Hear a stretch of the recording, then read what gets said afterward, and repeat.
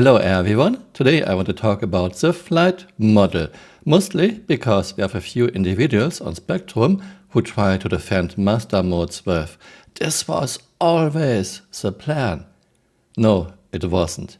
Show them this video if it comes up again. Actually, Chris always wanted a physics-based flight model with limitations, of course, like limited speed. In real life, there's only one speed limit in space, the speed of light, while our spaceships in Star Citizen have a maximum speed that an SR-71 reached in atmosphere. But this is fine. Star Citizen is a game. Spaceships fighting at several 100 kilometers per second would not be fun. Who made the original, mostly physics-based flight model? Of course, it was John Pritchett, the same person who gave us the fantastic 3.1.4 GraphLab. In 3.23, CIG gave us master modes, and most people are not exactly happy with it. Master modes is arcadey and gamey. Oh, you want to use your guns and have shields? Reduce your speed to SCM. It's not fun, it's slow, and it will get even slower. Yogi is talking about an egg-shaped velocity vector. Master modes does not eliminate jousting, but makes it almost mandatory in fights to survive. And we have those minor things that weapon groups and speed limiter are not saved when switching between SCM and nav mode. Let's see what Chris said in 2014 about the flight model.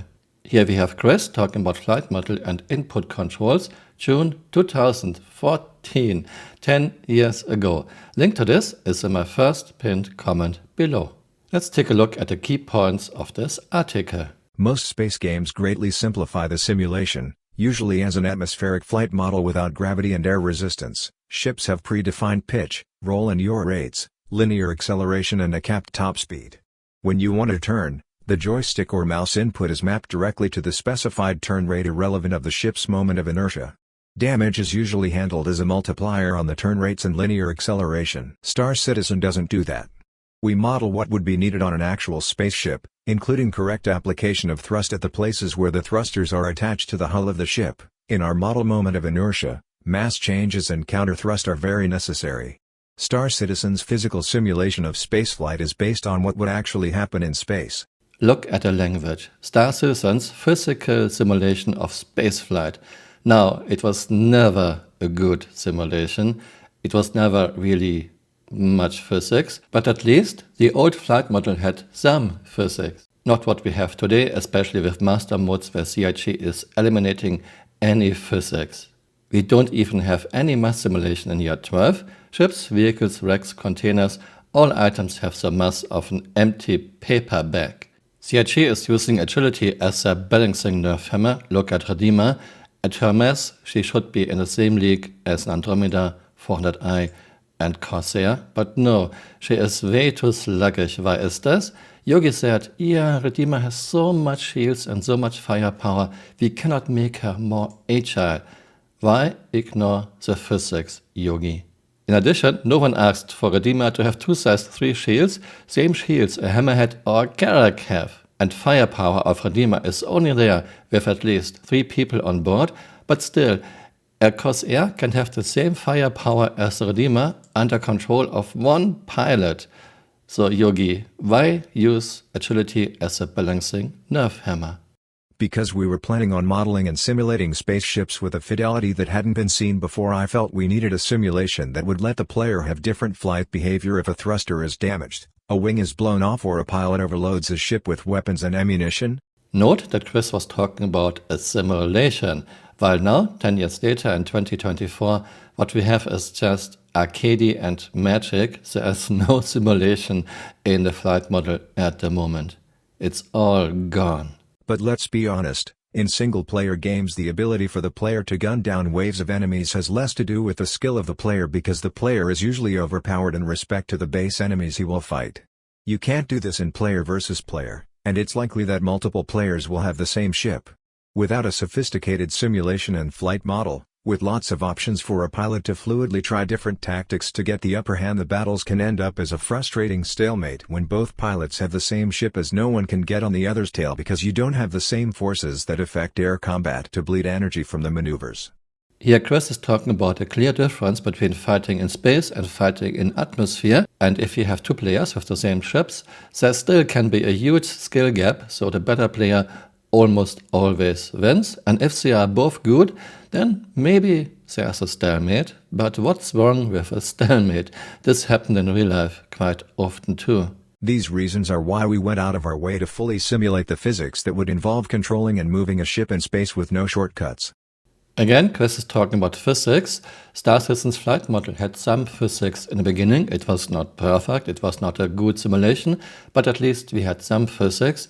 All this is gone by now. By fully simulating both the systems and physics of powered spaceflight, we allow for a huge amount of emergent behavior and variety in the final game. With master modes, this is gone too. Most ships are feeling the same now. Some people say it feels like flying in molasses. Right now we have some ships that pretty much dominate, but only because they have a very high SCM speed. Those are your interceptor archetypes, for example Buccaneer. But if you think about what we are doing, we actually allow for a lot more variation and nuance in flight and combat than a simplified Wing Commander/X-Wing style flight model. This is exactly what Master Modes does not do. Master Modes goes back to a Wing Commander X-Wing style flight model. Some people call it console mode. I think because Chris loves to play with a controller. The key thing to remember is that the intelligent flight control system is just the interface between the physical simulation of the ship's movement via its thrusters and the force they exert. It's not the model. I see a lot of posts talking about the desire for Newtonian mode. The physics simulation is already a full Newtonian rigid body simulation.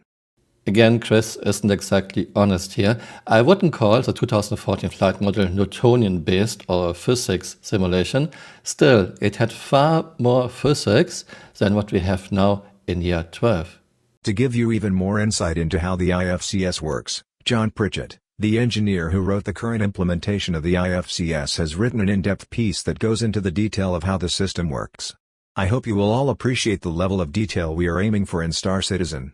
Don't forget there is so much more to the game than just Arena Commander, and even in Arena Commander there is so much that cannot be appreciated yet, as we are blocked by a work-in-progress HUD and lack of items to equip your ship with, both of which will open up new possibilities and tactics. Here Chris is praising John Pritchett for good reasons. John Pritchett has a very good understanding of game physics. John Pritchett gave us the old flight model, which was much more fun than the current arcade controller master modes, and John Pritchett gave us a fantastic 3.1.4 GraphLab. What happened to John Pritchett? As far as I know, and please correct me if I'm wrong, John worked from home and Chris wanted John to come into the office. John couldn't do this, so CRG and John Pritchett parted ways in 2018. Chris, this might have been your biggest mistake in development of Star Citizen. John Pritchett was replaced by David Coulson, who left CRG by now. My mother always said, if you cannot say something good about someone, don't say anything. And nowadays you see very young, very inexperienced faces in Star Citizen Live talking about GraphLab, talking about driving physics, talking about the flight model. I have nothing against giving young people a chance, but you need some experienced people like a John Pritchett, which you don't have anymore, Chris.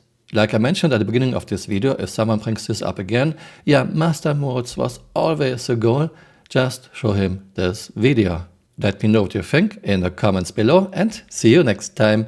Bye. Auf Wiedersehen.